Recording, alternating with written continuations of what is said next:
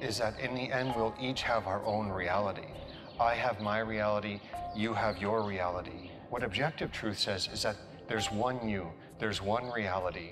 And truth for me and truth for you are bound to that same reality. And if that's not the case, if we each have our own truth, and therefore we each have our own reality, the consequence of that is that ultimately communication itself becomes impossible. If our words don't have some kind of fixed meaning, then communication becomes impossible. And in fact, we each live in our own worlds, isolated in our own world, not even really able to communicate. In the classical understanding, there's reality. And reality is the measure of truth for me, and the very same reality is the measure of truth for you.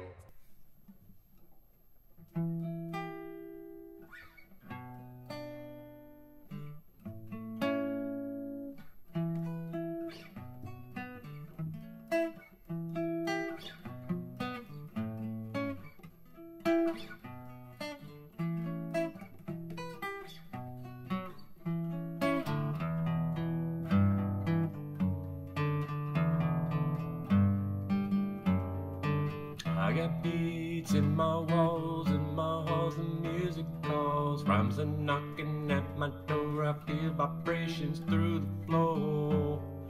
Songs are screaming, set me free, but I'm too wrapped up in everything. I'm thinking in notes and I speak harmony, and my muscles move in symphony. I'm in a spell and I can't help but lose myself. I'm in a spell and I can't help but lose myself.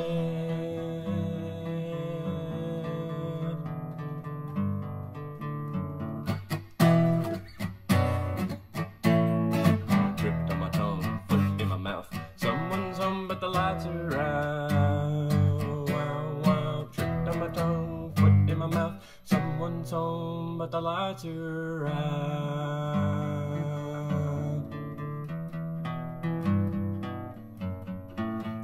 Jail, I've made myself the only key's a mystery. A hope for freedom's taking shape, but indecision bars escape. Climb my way out tooth and nail. The state of mind I find won't fail. Like breaking bricks, I'll create licks. I'll pound my fist to break out of this trance I'm in, and it's opening. I'm in a spell and I can't help but lose myself. And I can't help but lose myself.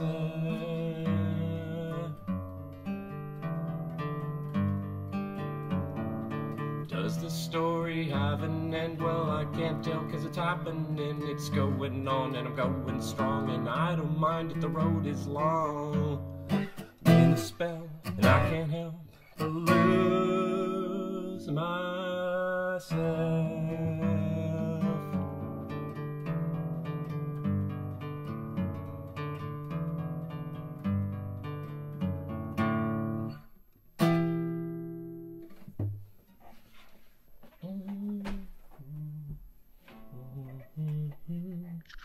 How are we going to decide on a meaning of something? If reality doesn't determine the meaning, and we each have our own truths, well then what's the only possibility? If we're going to decide on a meaning, then either I have to make you yield to my meaning, or you have to make me yield to your meaning. There's no arbiter that stands outside of both of us, to which we both have to submit. Either I submit to you, or you submit to me. And there's no way out. There's no way out of that. I think that's why Sartre, in a play entitled No Exit, No Way Out, ends with the famous statement that hell is other people. And if we're all defining our own reality, if truth is relative to each of us, well then, what do we do when we confront the other? We have to make that other yield to our vision of truth, to our vision of reality. But the other's going to do the same to us. And so we're going to be locked in this conflict with the other. Whose vision will win? Whose vision will prevail? to have true communion unless you can have a common language. And the only source of that common language is going to be a common reality that you share, not as God of that reality, but as a receiver of that reality. Both equally, as I said before, both equally subject to reality, not each creating our own reality, but equally sharing in that which is given to us.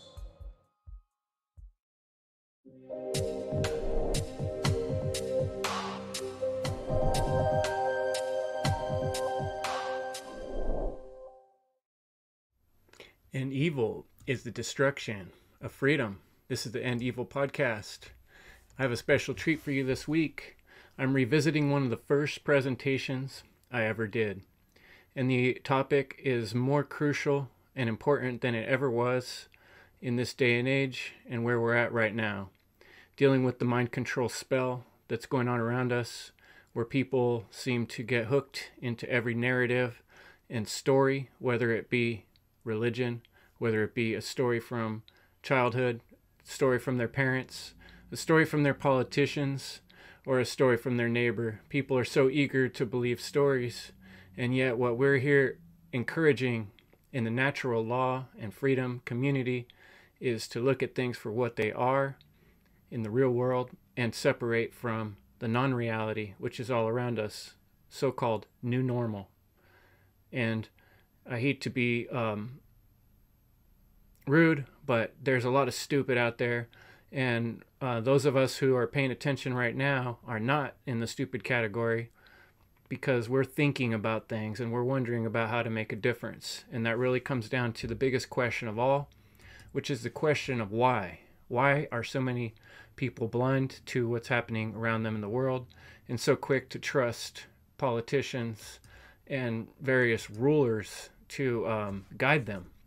And this brings me to an important point about the Hermetic principles. If you haven't read or studied the Kybalion, I highly recommend. This is a absolute fundamental piece of knowledge as we look deeply into the aspects of reality that are principles, things that don't change, things that are always the same.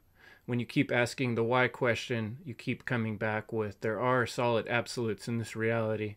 There is a such thing as truth, like the clip we listened to in the beginning of this presentation. The gentleman reminds us that we can't all have our own truths, otherwise there would be no communication, and there would be nothing. There would be no science, that's one thing for sure. Science is based on, in its purest sense, doing repeated experiments and getting the same results. How could we have equipment and electronics and technology to perform the same tasks over and over if everything about reality was totally unpredictable? And that's the type of world some people think we live in when they're imagining that we could all just believe what we want, where belief is not really a destination. Belief is a way to work our way towards the solid ground of principles. And the principle of polarity says that everything is dual. Everything has poles. Everything has its pair of opposites. Like and unlike are the same. Opposites are identical in nature, but different in degree.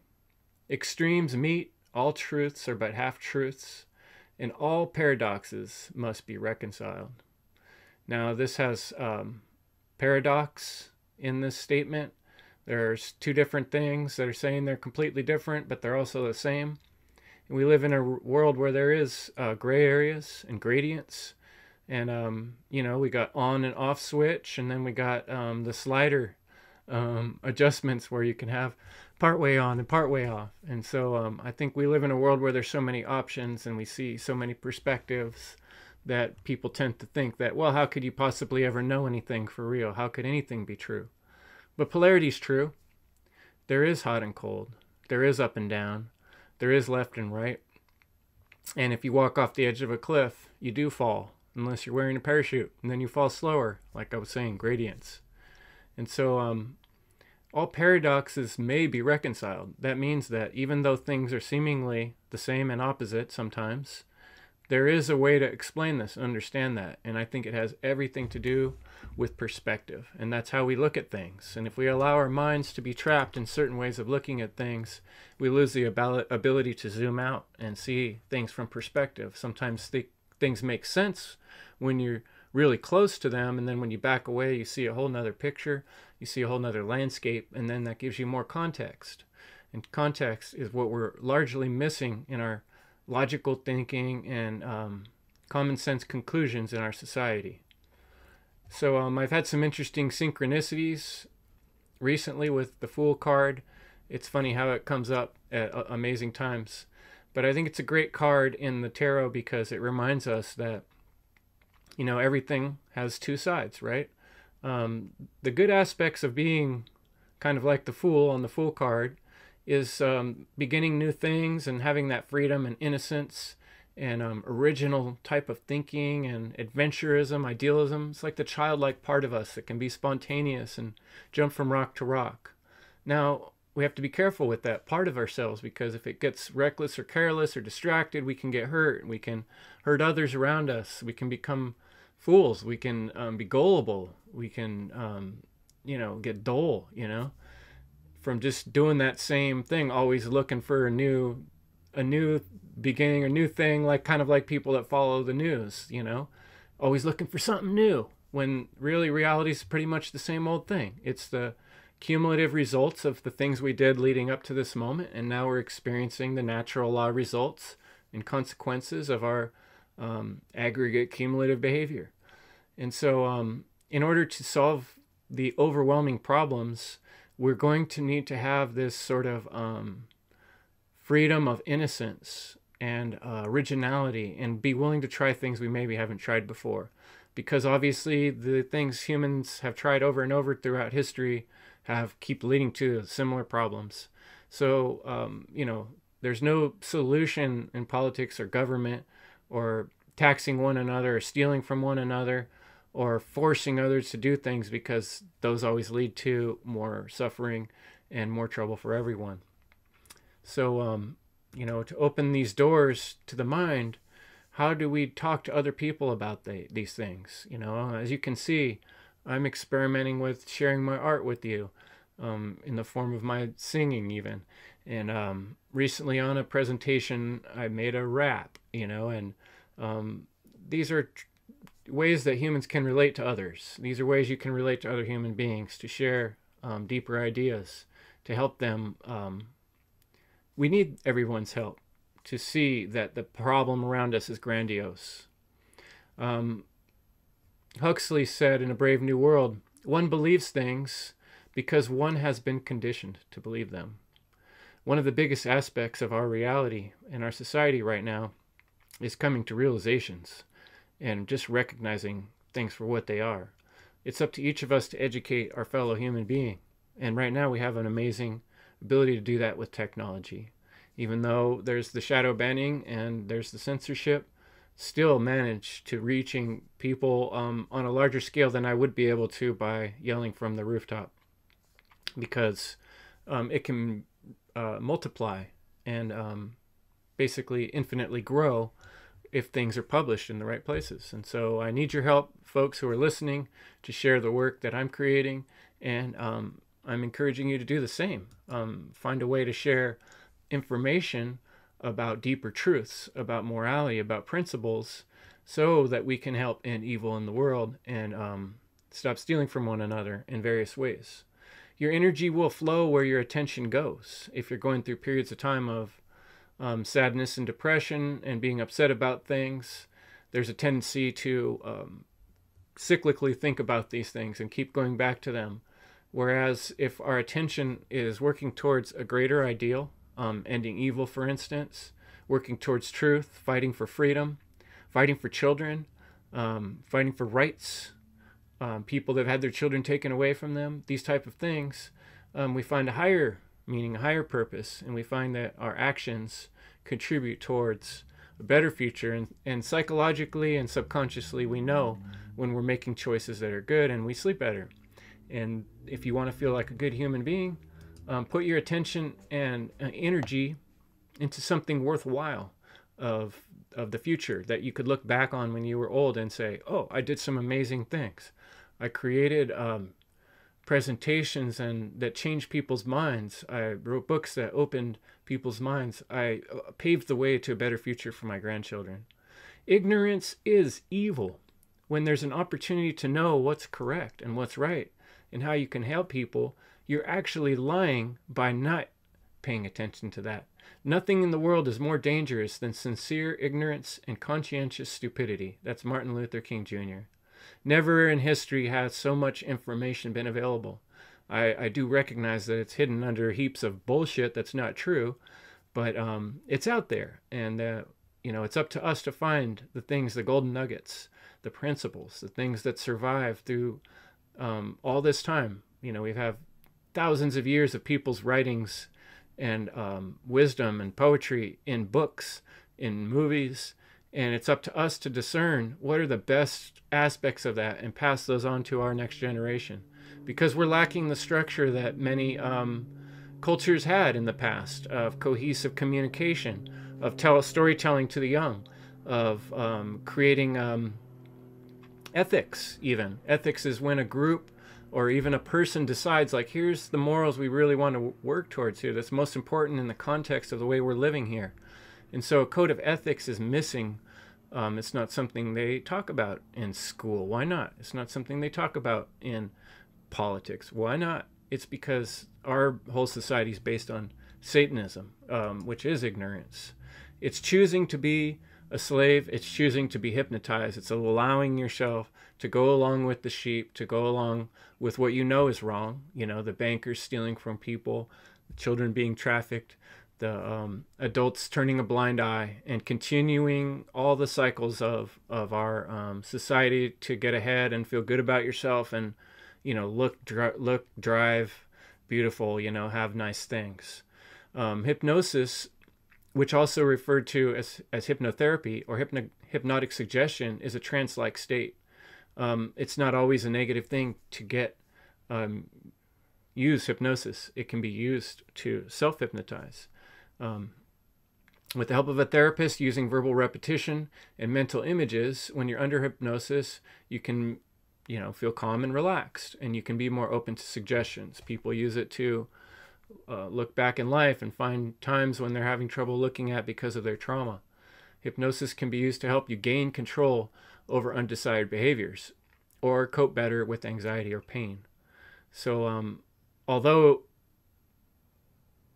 it can be used in these positive methodologies, hypnosis is also used in the negative sense constantly all around us. And it happens in the form of repetition, and happens in the form of manipulating your emotions to get you to be a good consumer and buy things. Excuse me. So we have to recognize that our day-to-day life becomes a hypnosis. We get pulled into doing the same things over and over and saying the same words over and over. Thank God it's Friday.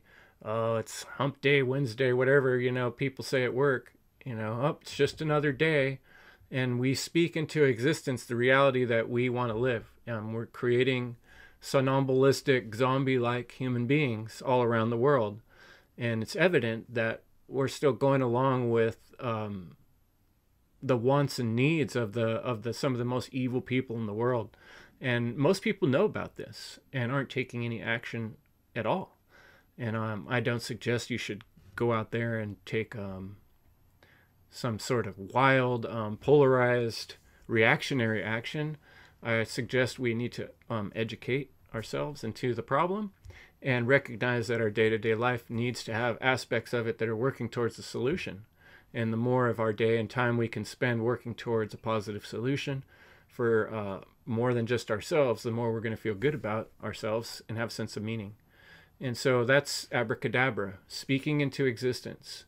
Hebrew words ab, ben, and ruch, hakodesh, Holy Spirit, Father, Son, and the Holy Spirit, meaning it will be created in my words.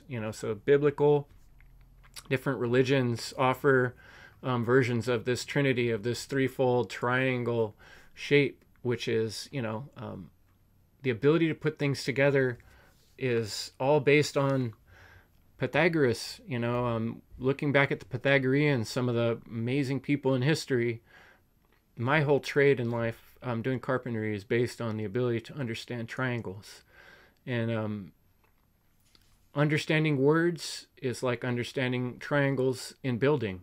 Words are the way we build our future with one another. It's the way we converse. It's the way we communicate. And so the way we communicate with ourselves is every bit as important as the way we communicate with people around us. And one will reflect the other. So we have to be meaningful with our words, and we have to think about them. And one great way to do that, practice speaking your words, is to come on the End Evil podcast on a live roundtable and speak your mind on one of the many topics that we do every month. Or create your own podcast or show. Or speak to people in your neighborhood or in your family when you have an opportunity. But the more you're able to do it in an organized manner and make a good point without getting emotional, the better people are going to listen to you. People are very eager to follow leaders. It's just been shown over and over. Now, is this because of years and years of indoctrination? Is this because of a weak part of our anatomy? Or is this because of some ancient traumas done in history and traumas done ever since, which I tend to think is the case? We don't know exactly, but we do know, based on things like the Milgram experiment, that people obey authority. And that is one of the main problems in the world. And it has to do with, like I was talking about, anybody who's going to tell you a good story, you're going to believe it because they are an authority. Whereas we need to learn to think for things for ourselves and re-educate ourselves with what really makes sense. And the more people that we communicate with and the more places we go and see, the more we don't have to be making our decision because a doctor told us to push the button, which is what happened in the Milgram experiment. You had people basically electrocuting other human beings in their mind. That's what they thought was happening. In truth, luckily, they were not. But they were willing to do it if a doctor told them to, is what it comes down to. Almost every single one was willing to electrocute another human being to death because they were told to do so. And there's been other experiments that have confirmed this same dynamic. So are you the type of person? Would you walk by while a child was being abused or a woman was being killed and not do anything about it? Well, you need to get your mind right if that is the case, because that's the problem in the world, is people aren't taking responsibility. And Rose, if you haven't seen his new movie, The Jones Plantation, you need to get out there and check out that movie. It's one of the best movies ever, and share it with your friends, because it really shows us how, people are fooled by these things. People, even if they come to see corruption, they still want to believe in a system of coercion to solve the problem for them. Until we understand what a right is, until we understand where rights come from, until we understand that we own our own body and that we have a responsibility to protect those rights, each and every one of us, how can we have freedom? How can we have freedom if we don't know what it is? Is a right something that's granted to you by an angel, or a piece of paper, or a dinosaur? No. It's just, we have to really just think about it. It should be so basic. This should be like page 1 of our first day of learning is about rights. And then maybe page 2, day 2, could be how to defend those rights. How to defend those rights with your body. How to defend them with sticks. How to defend them with knives. How to defend it with guns. And when we understand how to defend our right to make our own choices, and that will help us understand that everyone else has that right as well. And with that level of empathy and understanding, it's going to be so much harder for anyone to trample on those rights. When you have a whole population of people that understand that no one should have any rights over another without their permission. And that's what we have right now is a system that doesn't ask your permission. It tells you if you don't like it, move away. And there's nowhere to move that's better, I guarantee that. Mind control is a lot more subtle than most people think it is. People like to think of mind control as the Vulcan mind meld, like this kind of like really spooky thing where you lose complete control and somebody's like controlling you like you'd control a remote control car. But the reality, the real reality of mind control is coercion. It's feeling persuaded to do something you would otherwise not do. You know, like having to pay 30 to 50% of everything you get to the government, and then have them tax you and pull you over and extort you for using the road that was used to pay from your own hard work labor. Or, you know, for instance, going downtown, most cities, they want to tax you to park your car in the downtown that was built with your money that you earned. You know, it should be your downtown and it should be your parking spot. Because the whole idea is that, oh, communities are all chipping in, so there's enough for everyone. And yet, there's never any money left over to take care of the homeless. And we have situations where there's corruption in politics, and these super wealthy people are trying to make us feel bad for using our carbon credits. You know, the reality of real mind control is mob rule. It's the gang mentality that's exactly what we're experiencing now. And I'm not saying it wouldn't be bad if we had just a bunch of violent gangs around. That would be difficult. But at least they might keep each other in check to some extent. Whereas right now we have an unchecked gang that owns the entire planet, basically. And, you know, this semblance of borders and one country fighting another is mostly a show to keep you believing, to keep you in this spell. And if you're in that spell and you still think that, oh, it's just, you know, there's different leaders of these different countries that have different, you know, voted in rights and they just want to do it that way, you're not looking at the big picture. You're not reading the books. You're not looking deeper enough to see that that's not what's going on. There are families that have been ruling this planet for generations with their vast resources of money and power and using very occulted mind control techniques, all which have to do with manipulating your emotions and keeping you divided as a public. And we've broken them down in many ways here on the One Great Work Network, and on Mark Passio's One Great Work Network, and on whatonearthishappening.com. You know, Will Tell Truth, or willkeller.com is a new one I want to tell people about. Will's opened his website. But there's many truth and freedom people out there trying to explain this dynamic. And it's still not getting through to enough of the public. So we need your help to kind of help make sense of this. Pictures like this, I think help explain what we're talking about. The threat of violence, like we saw, you know, when they called people still call them the riots. I don't think there were really very many riots. I think mostly those were staged for TV, what we saw on TV. There was, but definitely all these situations where armed police with all their gear on are basically beating up on, you know, citizens that were trapped in their house for months because of the fake scamdemic. And, you know, this supposed beating of this, one person starts these whole, what they called riots, which weren't really, it was people protesting. There were certain people that got out of control, like any mob. But the real mob was the people that worked for the government, the soldiers that came in and marched over homeless people, and they do that every week in most cities. You know, kicking homeless people out of downtown because they want it to be prettier. You know, when that money that they took from everyone to pay for their paychecks and their fancy gear should be taking care of people and everyday people, right? If we were doing things in their stupid collectivist plan, which isn't a good idea anyway. What we want to do is, instead of trying to tell a man to fish, we want to teach a man to fish, and a woman and a child too. Show them how to get things. Show them the right way to do things. Don't tell them what not to do. We show them how to build things, how to create things, how to protect yourself. And when we educate and teach one another, and we create strong communities and integral defense systems within those communities, how would we be so easily corrupted?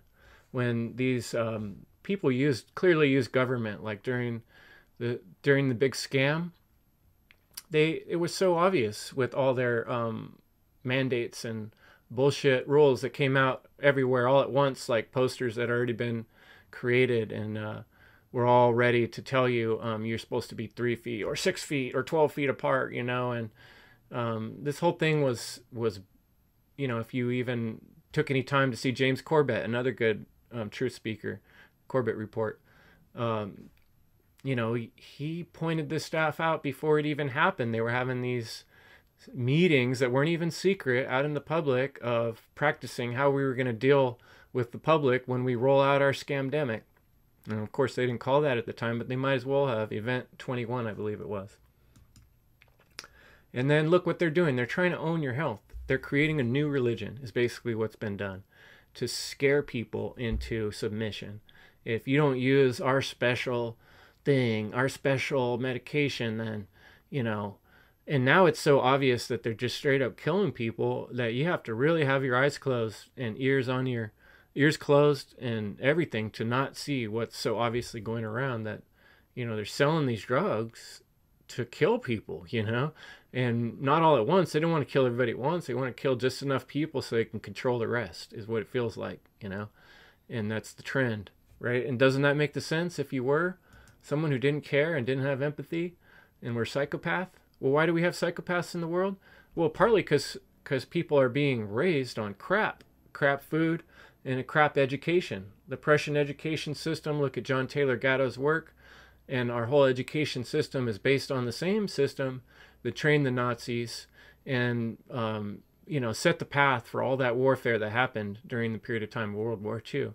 Millions of people dying, 500,000 people dying in one day with bombs, all brought about by training people to stand in lines, wear uniforms, and pray to the black Saturnian square of graduation to get your diploma, right?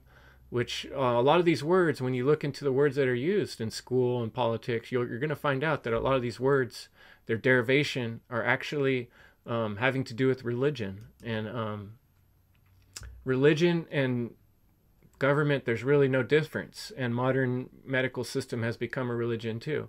People want to read a headline and say, oh, I heard about this. Like, you already know something just because some authoritarian said it. These are dogmatic ways of thinking and religious systems that need to be abolished from our mind and scraped from our way of thinking completely.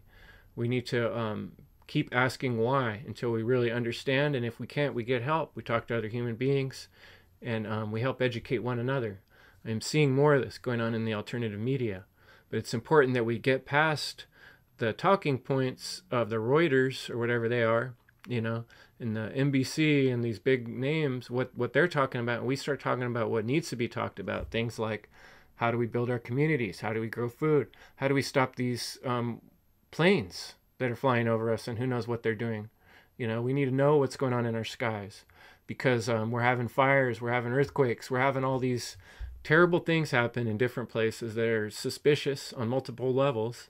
So that means the people, the communities need to band together and demand that, their skies are kept clean, that their area is taken care of, and that they aren't taxed. And no one does try to coerce them. And we can do this if we work together. We're going to have to a level, to get any of these things done. And otherwise, we're constantly going to be owned by technology, because that's the way things are going. We can all see AIs growing at leaps and bounds, and it's way ahead of us as fast as we can keep up with it. There's constant distractions, and that's keeping people from being able to stop and literally just think about things. It's said that many writers that we read from a couple hundred years ago, before radios and TV, could remember entire volumes of books in their head. And our capacity for being able to think and use the trivium and process and use our rhetoric and speak to other people has been lost. It's an art form that we can really work on getting better at. And that is our process here. When those of us that are creating podcasts, it takes a lot of work, and it forces you to go through these. Understand, what words am I using? What am I trying to say to these people?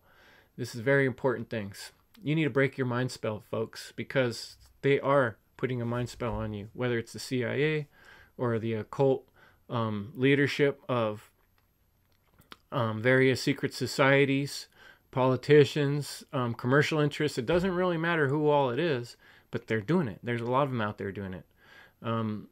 Propaganda is all around you. Operation Mockingbird was a fully implemented CIA program to spread disinformation throughout American media. And CIA Director William Kobe testified to the Church Committee that over 400 CIA agents were active in the U.S. media to control what was reported through American mainstream television, newspapers, and magazines. So that's probably a tiny percent of what's happening today. I mean, anybody that tries to speak about something important, especially in the last couple of years, has seen their channels taken down. And we see how all these networks are tied together and working in unison. It's because they're owned by the same people, folks. And this is more than just owning businesses and corporations. This is owning your mind. This is owning how you think. This is owning the belief systems, printing the books that become the Bibles and the the pamphlets, and the next liberal movement or whatever they're going to create is coming from think tanks. And these hot words they come out with, these are part of the Tesseract. This is something I talked about in a presentation called A Trap Within a Trap. You can find my work, look me up, endevil.life, and you'll see I've done quite a bit of other discussions on these factors. And you can use anything I've created to help share with others and convince others and explain to them, like I'm explaining to you, what these clear problems are so we can fix them, because it's really that easy. We got to recognize the problem for what it is. We need to discuss back and forth what are the best tactics we can do to move forward, and then we work together and put out solutions. And there's plenty of us, and there's plenty of resources on this planet, and there's plenty of information. All we need is the willpower and the human beings to get this job done. So thanks for checking out my presentation this week, and I hope it inspires you to do something on your own, and I appreciate your time and attention. Thanks. What makes somebody a slave is when your choices are being owned or controlled, or even in our case, you're doing things under coercion. And the type of slavery that's most recognizable and noticeable in our modern society is coming in the form of money, of debt slavery, and making us choose things because we're not going to be able to survive if we don't play this game with the money. It's like the truth is beyond all evil. Evil is an illusion. By its nature, anything man-made is just an illusion, something taken out of nature. It's a temporary material thing, and if we recognize the higher truth beyond it, we can keep that material thing. But if we attach our worldview to the material thing, to the man-made thing, assume that to be our reality, now we forget about nature, the bigger truth that is beyond. I came up with this word in some of my reading called somnambulistic. And what that is like sleepwalking. It's like living life, but you're not actually awake and aware. And I think what's really interesting thing about that Lego movie is it's like the head character, he's kind of this dumbass, and he's kind of bungling his way through, what am I supposed to do? And, like the wise guy saying, like, you got to actually think of something that nobody thought of before. They're actually telling him he has to use creativity, and that's what he has to do. He has to learn how to use the Legos, like make a circle into a wheel, and that saves their life or whatever. It's just like using a little bit of imagination and creativity to kind of think around the problem. Every time I bring up these issues with people, like they get it on a certain level, like the taxes is stealing, like they're like, yeah, I get what you're saying, but because they can't see from here to the finish line, and it seems like scary or unrealistic to go from where we're at now to a world where we're all self-responsible, then it can't happen because I can't imagine it. Therefore, well, let's just go with the shitty program we got now of cheating and stealing and raping one another. But back to the Lego movie, the point I really want to make about that, and it's the same point I made in my presentation, is imagination, having the ability to create and imagine. It has a lot to do with creation itself. And like people that are somnambulistic, that are asleep, they must not get that there's a God, that there is a master builder, that there is intelligence, mentalism, like you talked about. The universe is intelligent. And this is an amazing, fantastic, mind-blowing experience we're having here. that we get an opportunity to live and be part of this amazing experience of creation. And how real is that? And how amazing is that? Why the fuck would you sleep through that? You know, there's work to be done. And that's if you're tuned in and if you've done the work enough to where your brain's not constantly distracted by all the little bullshit in Lego world, and you can actually focus for long enough to listen to the voice inside of you, it's going to tell you, do something good. Do something that shows you care, you know, and true care is always going to be a level of hard work or frustration or pain, but it doesn't have to be suffering, because we're not choosing just to, you know, like we talked about before, just to go through all the terrible bad things, just to go through the terrible bad things.